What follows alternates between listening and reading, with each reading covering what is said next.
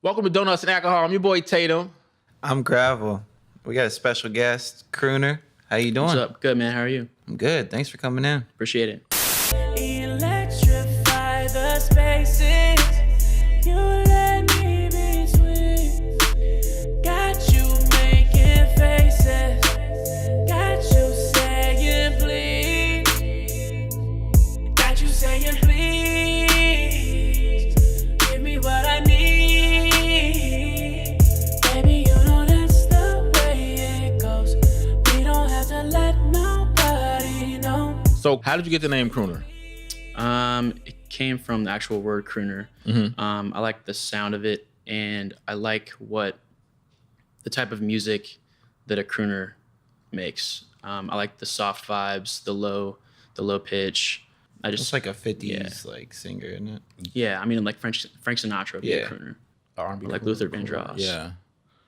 So I took the word and just kind of changed the letters around to make it something that people haven't seen before, to kind of like spark interest, to get someone's attention, to make that question and ask them like, what is this? Now, for those of you who aren't familiar with you, you're a singer Right. and a songwriter. You do your own music and things like that. Right. How long have you been songwriting and just singing on your own? I'd say we started making music senior year in high school. That's when I kind of found out I really wanted to do it, but it was more of like a hobby and something that we just enjoyed doing for fun. Until about 2 years ago, I sat down with my producer and was like, you know, do we really want to do this? Do we really want to see if this is something that we can make happen? And we've been really seriously trying to make it a career for the past 2 years to try to kind of perfect our craft. We've been taking our time and doing all the research and kind of learning behind the scenes before we put out all of our music. So it's as professional as it can be. You just dropped the Box of Chocolate EP. Yep, on Valentine's which Day. was amazing. Appreciate it. Do you produce and mix your own stuff? Because I noticed the mixing was top notch. Like, Appreciate that. No, I don't produce. I do stuff here and there, but just it's nothing that I put out. Yeah. It's all done by my producer, Jay Legato. He's been doing stuff with me since our senior year in high school. So, I really enjoyed the project. My favorite was Please. that's my favorite too.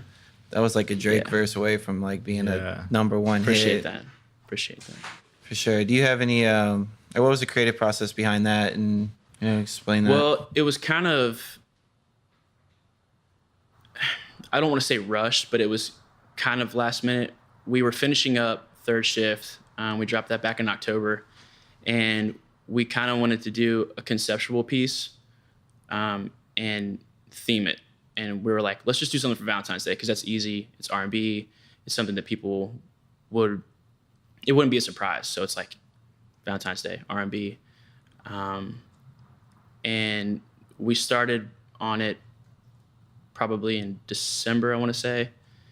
And we just did as many songs as we could and then pared down what we didn't want to use. And then we ended up with the 8 songs that are on there.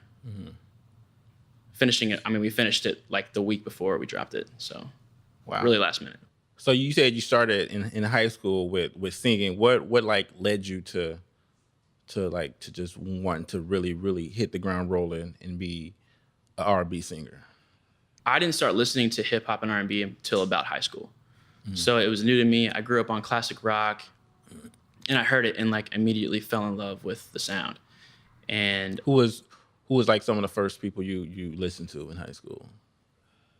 wow, man, I remember like one of the first songs I ever heard was Girl Fight by Brooke Valentine. I remember that being one of the first songs I ever heard. Wow. But as That's a far as throwback like right there. hip hop and R&B, I got into Drake early. when he first, like before he like came out on the radio and all the early stuff. And I really fell in love with that sound and his just persona and how he went about doing things. I liked the mysterious vibe. It was just something that felt kind of natural, something that I really enjoyed being a part of. I'd say that's kind of what got me into singing. Nice. What do you think sets you apart from other R&B artists that are out now that you bring to the table? Honestly, I think it's just a different sound that's out than what's out right now. A lot of the stuff is down tempo or it's a darker vibe, but I think a lot of artists, while they sound good, they sound similar. And I think that our music is just a little bit different. It's just a little bit to the right of what everybody else is doing, but it still kind of fits what is being made for contemporary music right now. You keep saying art music. You're referring to you and your producer, right? Yeah, because none of this, none of this would have ever been possible without him. Besides, I know you just dropped your project. Do you have anything else in the working as of 2018? Yeah, I think what our plan is to kind of work on songs we can put out weekly or bi-weekly or just on a consistent basis. Yeah.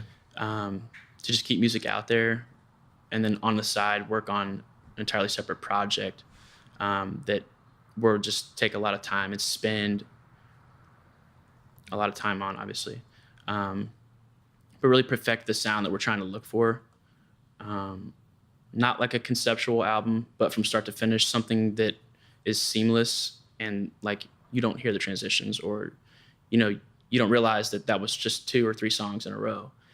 Something that just fits together from the start to finish. I kind of noticed that on your last project. I was listening to it at work, and then I looked down at my song and I'm at the phone, and I'm like 2-3 songs in already. I was like, I didn't even notice.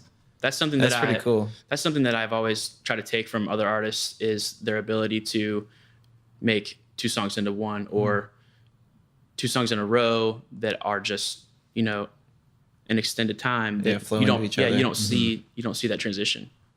That's great. That's great. As far as like male vocalists, who is like your top male vocalist that you really just, I'm gonna say look up to, but just inspire and just pull from?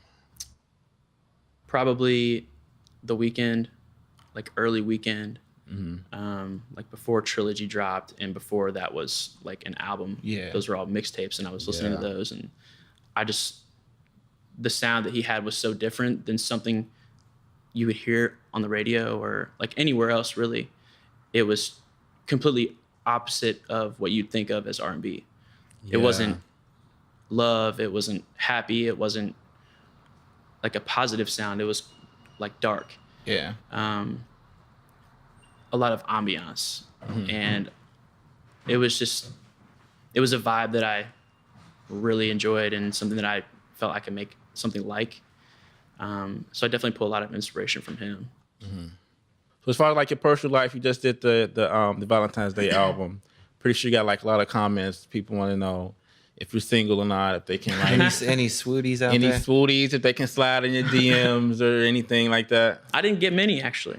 I don't. Well, think let's put it out there. If you want them, I got a single one. No DMs. Did you not listen to his EP? DMs. I mean, if hit my man's up. Exactly. Hit my man's CRÜNR up. Speaking of that, what is your social media? Give out your social media where they can check out your music at. I'm on Instagram and Twitter at CRÜNR, spelled CRUNR. Nice. What you got in your cup, Mr. CRÜNR? Just a little lemonade. Oh, all lemonade. Okay. Yeah, all lemonade. Okay, cool. We're gonna make a toast to that. We're gonna let you do a special toast. What we toasting to? Toasting new music and always making something new. Nice. To the new shit. On that note, folks, drink more, live more, eat more donuts. But do it responsibly. Have a good night, Cincinnati. See you on another episode.